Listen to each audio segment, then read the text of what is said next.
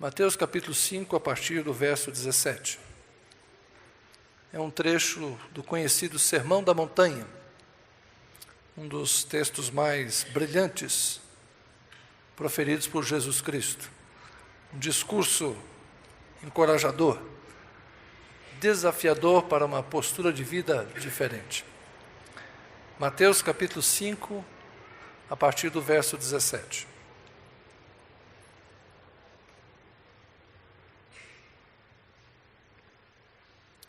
Não pensem que vim abolir a lei ou os profetas. Não vim abolir, mas cumprir. Digo-lhes a verdade. Enquanto existirem céus e terra, de forma alguma desaparecerá da lei a menor letra ou o menor traço, até que tudo se cumpra. Todo aquele que desobedecer a um desses mandamentos, ainda que dos menores, e ensinar os outros a fazerem o mesmo, será chamado menor no reino dos céus.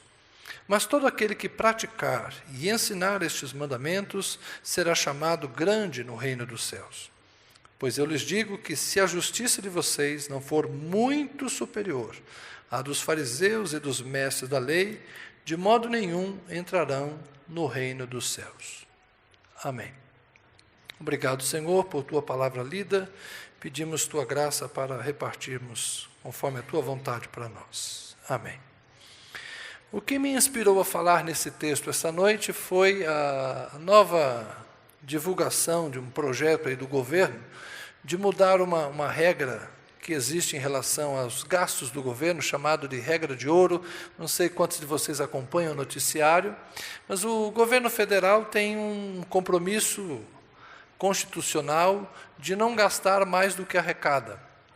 E como eles estão imaginando que não vão conseguir se manter dentro dos limites da possível arrecadação neste ano, estão sugerindo que mude a regra, que se flexibilize a regra e se permita que o governo gaste mais do que arrecada. Então, os comentaristas estão colocando assim, isso não é uma coisa muito certa. Quer dizer que, ao invés de nós nos adaptarmos à Constituição e cumprirmos a lei como ela foi proposta, se a coisa fica difícil, a gente muda a regra, a gente muda a lei de acordo com a nossa conveniência. Isso não parece muito sensato. A gente nunca sabe quando o governo está fazendo um teste, um balão de ensaio para ver o que cola e o que não cola, mas esse foi o assunto da semana, a mudança da regra de ouro. E o que isso tem a ver com o texto que lemos? É porque é possível que essa frase que Jesus disse acerca da expectativa das pessoas e do que ele veio fazer quanto à lei, estivesse muito similar a esse quadro atual proposto pelo nosso governo. As pessoas talvez estivessem atrás do mestre Galileu, do rabino Galileu, que estava fazendo milagres, que estava fazendo maravilhas, expulsando demônios e falando coisas novas que eles nunca tinham ouvido. Talvez as pessoas fossem ao encontro dele esperando que ele aliviasse o nível de exigência que os escribas e fariseus propunham. Talvez as pessoas tivessem ido a Jesus atrás de algo que fosse mais leve, algo que fosse mais brando, de uma religião que não exigisse tanta santidade, tanto comprometimento. E Jesus então diz, vocês estão enganados ao meu respeito. Eu não vim para revogar a lei, eu não vim para suspender os mandamentos, eu não vim para facilitar, eu vim para cumprir a lei. E aqui no original a palavra que está escrita sobre cumprir não é exatamente no sentido de submeter-se à lei, mas é principalmente no sentido de completar a lei. Jesus disse que não veio para diminuir, Jesus veio para estendê-la, para levá-la mais além.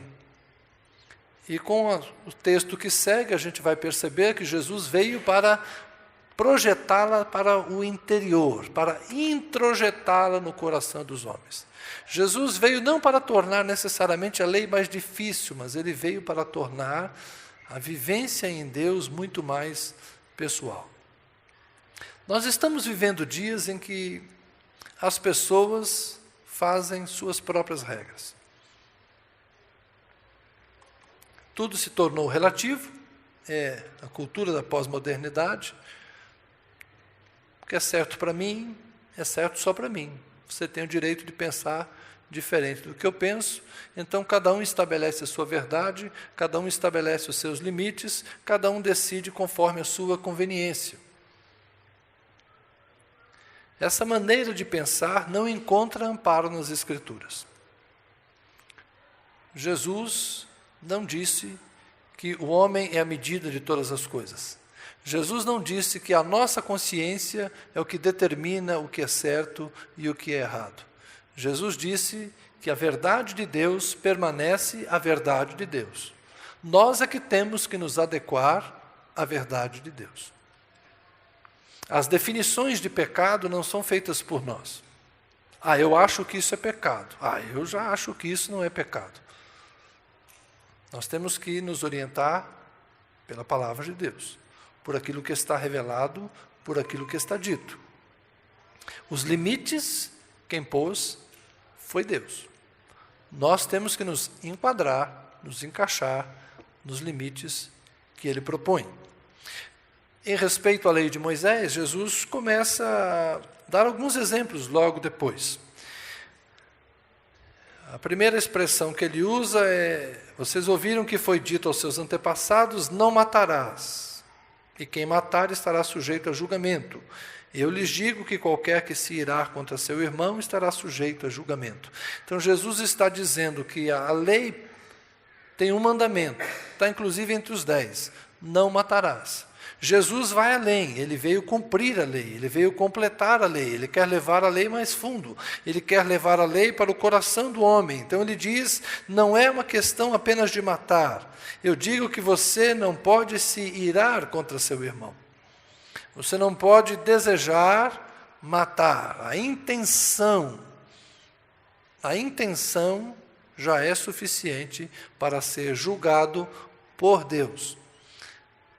Ele vai falar a mesma coisa acerca do adultério, que também é outro dos mandamentos, não adulterarás.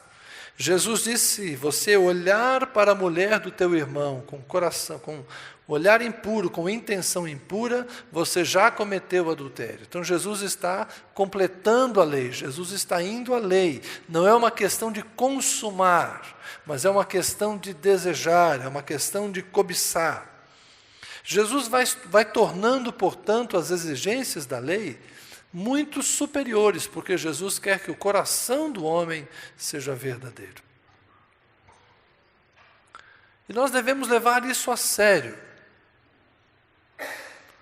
Preocupa-me a maneira como as pessoas estão vivendo hoje, com a maior cara de pau, como se não estivessem fazendo nada de errado. Agindo de maneira desleal, desonesta, como se fosse a coisa mais normal do mundo. Mas lá fora as pessoas são assim. Irmãos, nós não somos guiados pelo senso comum. Se a gente observar a sequência do capítulo 5, Jesus fala de coisas que a lei pede, que é o senso comum, não matar. É o senso comum, é óbvio que matar é errado. Então, não matarás, não adulterarás. É lógico que adulterar é errado. As pessoas se casam com um compromisso da fidelidade. A mulher do outro é do outro, a sua é a sua, e cada um fique com a sua. De vez em quando a gente se encontra, os pastores, vamos chamar as nossas senhoras. Eu falei, nossas não. A minha é minha, a sua é sua, não vem com esse negócio de nossas senhoras. Cada um com a sua. Gosto de deixar bem claro as coisas. Você chama a sua, eu chamo a minha, não vem com esse negócio de nossa. Isso eu não compartilho com ninguém. Minha mulher é minha, e eu sou dela. Esse é o senso comum. Não tem nada demais, isso não faz de mim uma pessoa especial, não. Esse é o senso comum, cada um com o seu cônjuge. Do divórcio, não se divorcie, exceto se houver imoralidade. Jesus está dizendo que o casamento tem que ser levado a sério. Isso é o senso comum. Essa brincadeira de casa separa, casa separa, casa separa, que o Jô Soares brincava lá atrás, se ele soubesse como era hoje, hoje não é piada, hoje é tragédia. Mas é o senso comum que aquele que se casou fique casado e permaneça ao lado da sua esposa, principalmente depois que ela envelhecer, e você envelhecer também. Hoje, infelizmente, muita gente não tem honrado o compromisso do casamento depois de alguns anos. Acerca do juramento, o que Jesus diz é o senso comum, o que a lei pede, melhor dizendo, é o senso comum. Quando você jurar, não jure falsamente. A lei está pedindo o óbvio. Se você jurou, tem que ser verdade o que você está falando. Acerca da vingança, o que é o senso comum? Olho por olho, dente por dente. O mal que fizer a você, você retribui na mesma proporção. É o senso comum também de amar os amigos e odiar os inimigos. O senso comum vale para os outros. Vale para todos. Não matar, não adulterar, não se divorciar levianamente, não proferir juramento falso, não se vingar de maneira desproporcional, odiar o inimigo, amar o amigo. Isso é o senso comum, isso qualquer ser humano entende que é o comportamento correto a se fazer. E o que Jesus está dizendo? Isso não basta. Nós não somos guiados pelo senso comum. Nós somos guiados por um padrão mais elevado. Nós somos sal da terra e luz do mundo. Nós temos que ir além. Nós temos que fazer mais. A nossa justiça tem que exceder a dos escribas e fariseus. E é isso que Jesus pede dos seus discípulos. Não pensemos que Jesus veio nos dar condições mais fáceis, condições mais amenas do que o que é senso comum aí fora. Jesus espera de mim e de você uma vida mais santa, uma vida diferenciada. Se você é verdadeiramente cristão, você tem que viver acima da média, acima do senso comum. Jesus espera que no meu coração, que no seu coração, nós sejamos pessoas melhores do que as pessoas que não conhecem a Jesus. E eu quero dizer a vocês que tem muito homem e muita mulher de caráter lá fora, que não são cristãos, mas são pessoas de integridade, de retidão, de compromisso. Gente que fala a verdade e nem precisa jurar, porque quando fala, sustenta o que fala. Gente que respeita o marido, respeita a mulher, porque casou com seriedade. Gente que respeita a vida do outro. Gente que respeita o bem que pertence ao outro. Gente que não se vinga, mas é compassivo, misericordioso e, de fato, age com muita paciência. Tem budista, hindu, muçulmano, melhor do que muito cristão naquilo que é senso comum. A gente pensa, só quem tem Jesus consegue viver desse jeito. Não, irmãos. Tem muita gente honesta, muita gente boa. Aliás, eu quero crer que a maior parte das pessoas é honesto. É que o torto aparece tanto na mídia que dá a impressão que eles são maioria. Mas boa parte das pessoas são, de fato, gente boa.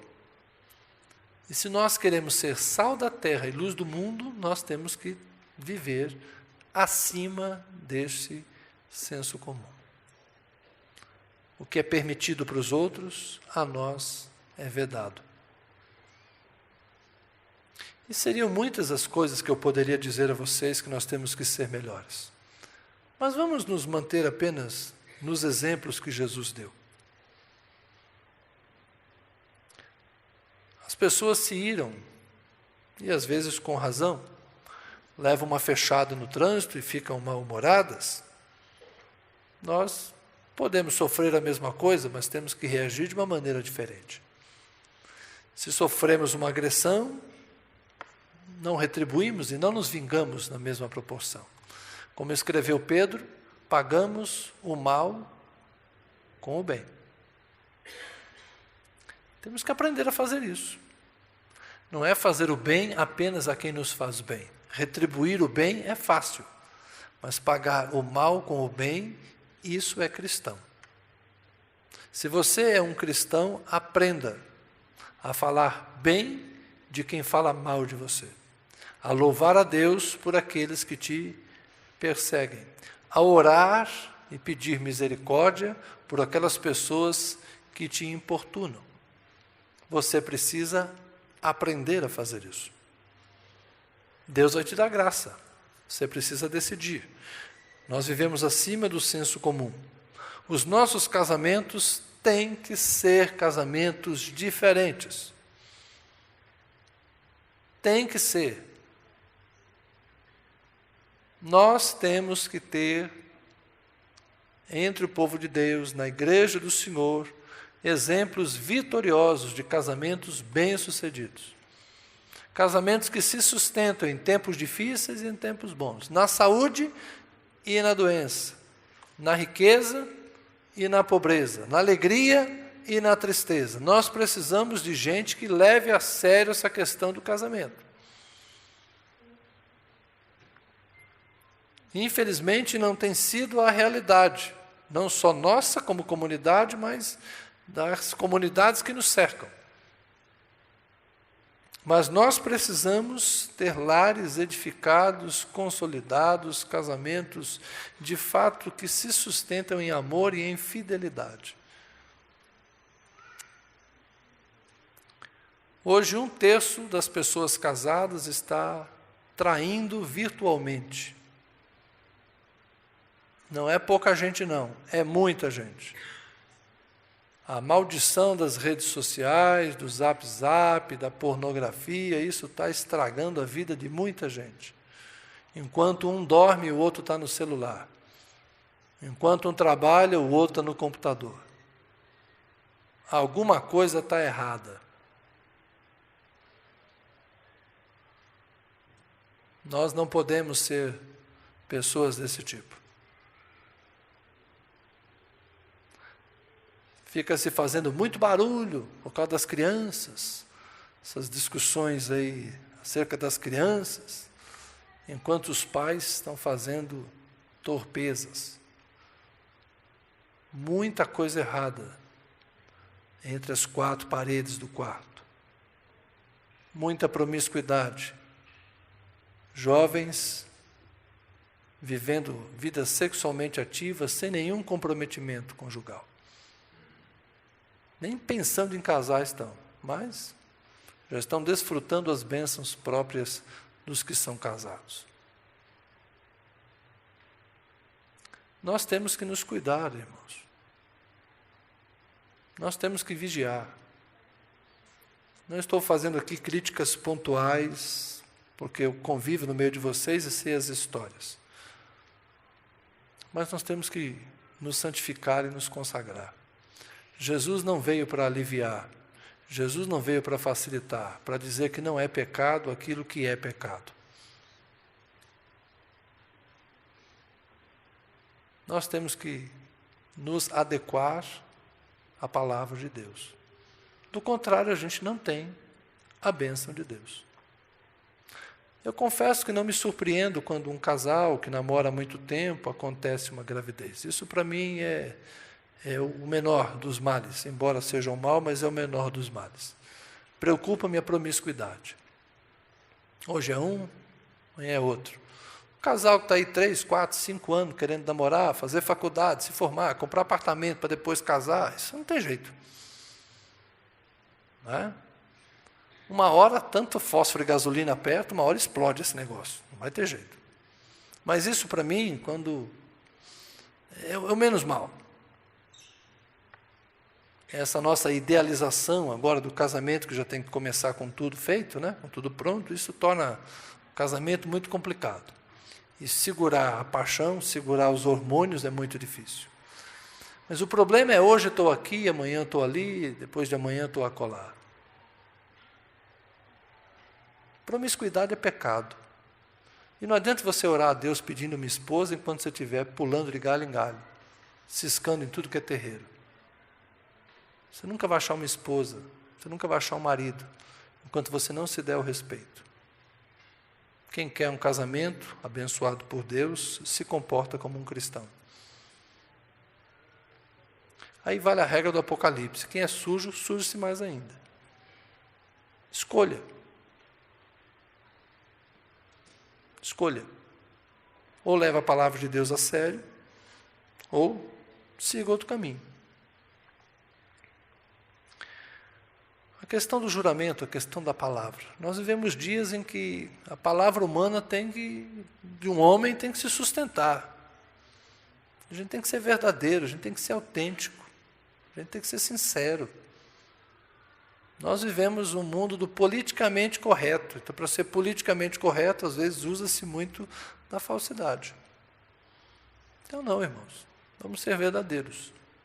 Mesmo com dano, vamos sustentar a nossa palavra. O Salmo 15 diz isso. É aquele que mesmo com prejuízo, sustenta a palavra que ele empenhou. É mais ou menos aquele cara que fala assim: eu vou te vender por 10. No dia seguinte ele descobre: mas eu podia ter vendido por 12. Não interessa.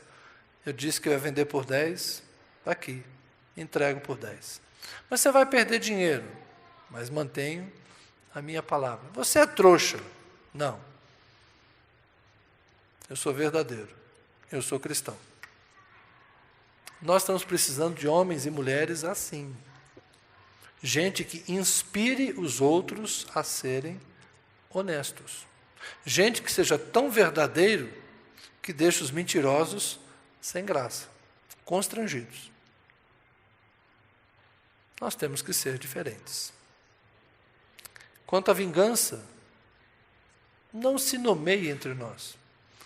Atitudes pirracentas, atitudes infantis, e muitas vezes, inclusive, no meio da congregação, a gente descobre coisas tolas e fúteis. Não é?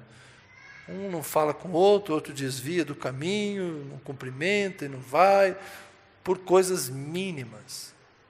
Irmãos, vamos amadurecer, vamos crescer. Até as crianças, rapidinho, se acertam, fazem as pazes e vão brincar. E os adultos, que deveriam ser maduros, ficam guardando ressentimentos.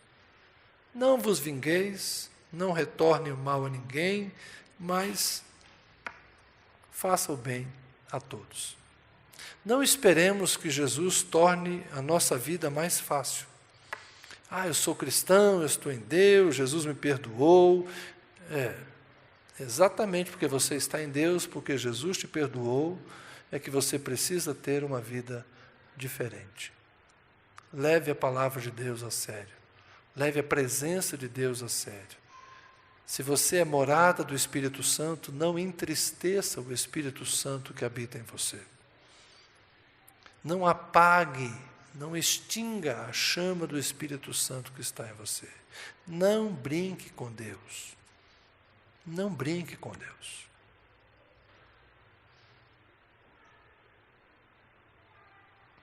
Eu faço um pedido a cada homem, a cada mulher, a cada moço, a cada moça.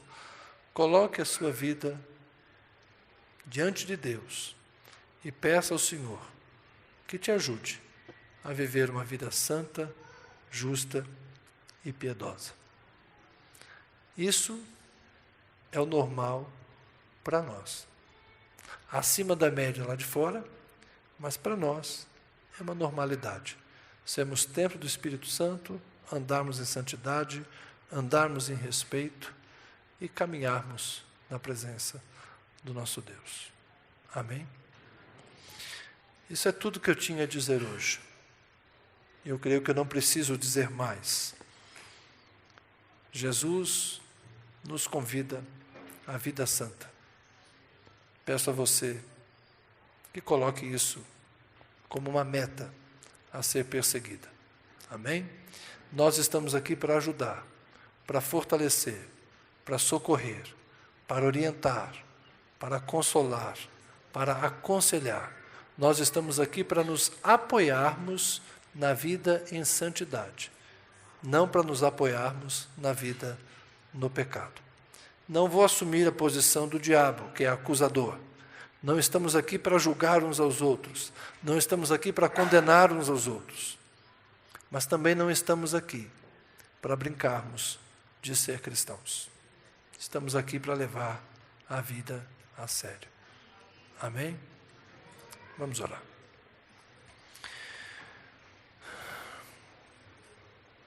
Senhor, vivemos dias difíceis, de uma religiosidade bastante superficial, de uma religião que se confessa com os lábios, mas que não se guarda no coração. Vivemos dias, Senhor, de palavras de oração, leitura da Bíblia, sem que isso provoque no nosso coração o desejo genuíno de santidade. No secreto, quanta coisa, ó Deus, se esconde. No secreto do quarto, Senhor, no secreto da mente, nos momentos de privacidade, o que fazemos, o que olhamos, em que pensamos, como agimos. Se o meu coração se entristece, Senhor, quanto mais o teu, de ver a tua noiva, que deveria estar ornada, preparada para a tua vinda, sem mancha, sem ruga, de ver a tua noiva desatenta, Senhor, ver a tua igreja displicente, ver os teus filhos brincando no jardim, enquanto o inimigo ruge ao redor, procurando a quem possa tragar. Ah, Senhor, quem dera os nossos olhos pudessem ver o perigo que nos ronda e a tristeza que te causamos quando nos permitirmos viver em pecado como se nada tivéssemos fazendo. Falamos da história de Davi, Senhor, mas agimos como ele, que se deitou com a mulher de outro homem, deu um jeito para que ele morresse e seguia com sua vida normalmente. Quantos, Senhor, cometem pecados talvez de menor calibre, mas igualmente afrontantes, e agem, Senhor, como se nada estivessem fazendo. Pai Santo, infunde temor em nossos corações. Ensina-nos a temer o Senhor, porque a tua intimidade só será revelada àqueles que te temem. Ensina-nos a respeitar o Senhor e a respeitar a tua palavra. Ensina-nos a ter consciência, Senhor, dos nossos erros e a confessá-los, arrependidos, deixá-los para sermos restaurados por Ti. Pai, oro por mim mesmo. O Senhor sabe das minhas fraquezas, das minhas limitações. O Senhor sabe das tentações que me rondam. Oro por meus irmãos, por minhas irmãs. Todos somos vulneráveis nesse mundo que nos é hostil. Mas eu peço a graça do Senhor sobre mim e sobre os meus irmãos. Que nos perdoes, que nos restaures, que nos levantes, que nos transformes. Pai de amor, cura-nos. É o que eu peço. Em nome de Jesus. Amém e amém.